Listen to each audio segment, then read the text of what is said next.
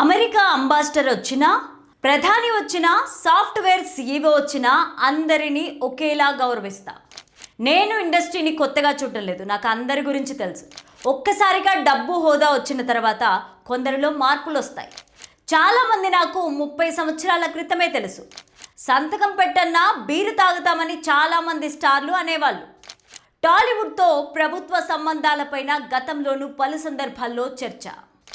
Cinema టిక్కెట్లు, benefit షోలు వంటి అంశాల్లో సినీ పెద్దలు ప్రభుత్వంతో దూరంగా ఉంటున్నారనే అభిప్రాయాలు.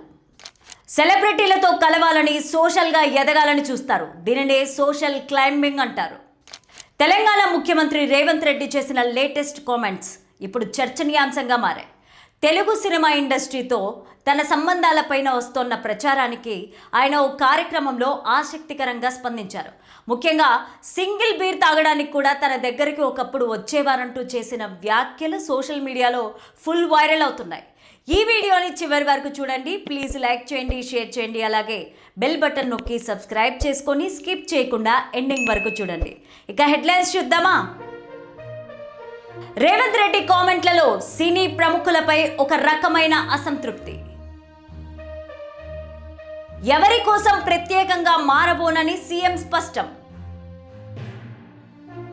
నేను ఎవరి ముందు నటించను, అందరితో ఒకేలా వ్యవహరిస్తారని సీఎం రేవంత్ రెడ్డి స్పష్టం. ఇక స్టోరీలోకి వెళ్తే, కొంతకాలంగా తెలంగాణ ప్రభుత్వం తెలుగు సినిమా ఇండస్ట్రీకి మధ్య దూరం పెరిగిందనే ప్రచారం కొనసాగుతోంది. ముఖ్యంగా టాలీవుడ్ ప్రముఖులు సీఎం రేవంత్ రెడ్డిని పెద్దగా కలవడం లేదని, అదే సమయంలో బాలీవుడ్ ప్రముఖులు మాత్రం తరచూ భేటీ అవుతున్నారనే చర్చ జరుగుతోంది. ఈ నేపథ్యంలో సీఎం చేసిన వ్యాఖ్యలు మరింత హాట్ టాపిక్గా మారాయి. తనకు ఇండస్ట్రీ గురించి పూర్తిగా తెలుసని రేవంత్ రెడ్డి అన్నారు. నేను ఇండస్ట్రీని కొత్తగా చూడడం లేదు, నాకు ఎక్కువ వివరాలు తెలుసు. అంతేకాదు, నాకు అందరి గురించి తెలుసు, అందుకే నా దగ్గరికి వచ్చి చెప్పలేరు అని వ్యాఖ్యానించారు. ఒక్కసారిగా డబ్బు హోదా వచ్చిన తరువాత కొందరిలో మార్పు వస్తాయని, సెలబ్రిటీలతో కలవాలని, సోషల్గా ఎదగాలని భావిస్తారని చెప్పారు. దీనినే సోషల్ క్లైంబింగ్ అంటారని ఆయన పేర్కొన్నారు. అప్పటి వరకు మనలో మనం అణిచివేసుకున్న కొన్ని కోరికలు ఉంటాయని, అవి ఒక్కసారిగా నిద్రలేస్తాయని చెప్పారు. ఇప్పుడు స్టార్లు అంటున్న వాళ్ళలో చాలామంది తనకు 30 సంవత్సరాల క్రితమే తెలుసని చెప్పారు. స్కూళ్ళు, కాలేజీలకు వెళ్లే రోజుల్లోనే సింగిల్ బీర్ కోసం తన దగ్గరికి వచ్చేవారని, సంతకం పెట్టన్నా బీర్ తాగుతామని అనేవారంటూ వ్యాఖ్యానించారు. ఆ కామెంట్స్ ఎవరిని ఉద్దేశించి అన్నారనే దానిపైన సోషల్ మీడియాలో చర్చలు సాగుతున్నాయి. అలాగే తాను ఎవరి ముందు నటించనని, అందరితో ఒకేలా వ్యవహరిస్తానని సీఎం రేవంత్ రెడ్డి స్పష్టం చేశారు. అమెరికా అంబాసిడర్ వచ్చినా, ప్రధాని వచ్చినా, సాఫ్ట్వేర్ సీఈఓ వచ్చినా అందరినీ ఒకేలా గౌరవిస్తా. వంగి వంగి దండాలు పెట్టడం నాకు రాదు, అది నా బ్లడ్లోనే లేదు అని అన్నారు.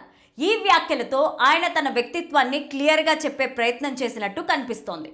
అయితే రేవంత్ రెడ్డి కామెంట్స్లో రాజకీయ ధోరణి మాత్రమే కాకుండా సినీ ప్రముఖులపైన కూడా ఒక రకమైన అసంతృప్తి కనిపించిందని కొందరు నెటిజన్లు అంటున్నారు.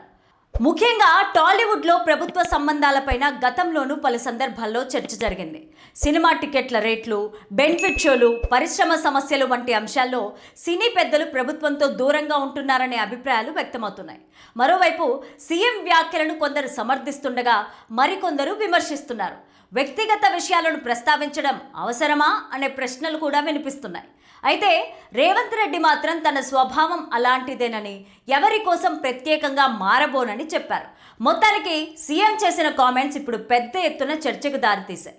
మరి టాలీవుడ్ ప్రముఖులు ఆ వ్యాఖ్యలపైన ఎలా స్పందిస్తారన్నది ఇంట్రెస్టింగ్గా మారింది. ఇకపోతే తన రాజకీయం గురించి, తెలంగాణలో కాంగ్రెస్ గురించి చెప్పారు. కాంగ్రెస్ గెలుస్తుందని, మళ్ళీ కూడా విజయం తమదే అని ధీమా వ్యక్తం చేశారు. ఇక తాను జాతీయ రాజకీయాల్లోకి వెళ్ళేది 2034 ఆయన చెప్పారు. అంటే మరో టర్మ్ కూడా తానే తెలంగాణకు సీఎంగా ఉంటానని చెప్పకనే చెప్పారన్నమాట.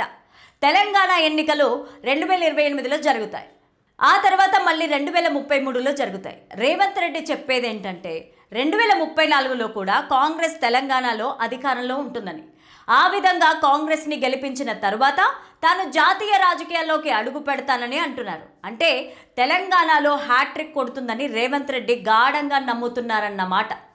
అందులో 2 సార్లు తానే సీఎం అవుతాను అని కూడా ఆయన బలంగా విశ్వసిస్తున్నారన్నమాట. ఇక రేవంత్ రెడ్డి తరచూ మరో మాట కూడా అంటూ ఉంటారు. తాను రాజకీయాల్లో మరో 20 ఏళ్ల పాటు కొనసాగుతానని, అందులో 10 ఏళ్లు రాష్ట్ర రాజకీయాలకు అంకితం చేస్తే మరో 10 ఏళ్లు జాతీయ రాజకీయాలన్న మాట. ఈ విధంగా లెక్కలేసుకుని మరి రేవంత్ రెడ్డి టార్గెట్లు పెట్టుకున్నారని అంటున్నారు. తెలంగాణలో కాంగ్రెస్ ఖచ్చితంగా గెలుస్తుందని ఆయన చెప్పడం వెనుక, ఆయన ధీమా వెనుక కూడా ఖచ్చితమైన రాజకీయ సమీకరణాలు, పక్కా లెక్కలున్నాయని అంటున్నారు. బీఆర్ఎస్ పార్టీలో ఇబ్బందులు, బీజేపీ పూర్తిగా ఎదగలేకపోవడం వంటివి కూడా కాంగ్రెస్కి కలిసి వచ్చాయని ఆయన విశ్లేషించుకున్నట్టు తెలుస్తోంది. మొత్తానికి రానున్న కాలంలో దేశానికి రాహుల్ ప్రధాని అవుతారని కూడా నమ్మకంగా ఉన్న రేవంత్ రెడ్డి 2034 నాటికి కేంద్ర రాజకీయాల్లో ప్రవేశిస్తానని అంటున్నారు. అంటే ఆయన జాతీయ స్థాయిలో ఏ విధంగా రాణించాలన్నది కూడా ఒక స్పష్టమైన ఆలోచనలో ఉన్నారని చెప్పుకోవాల్సిందే.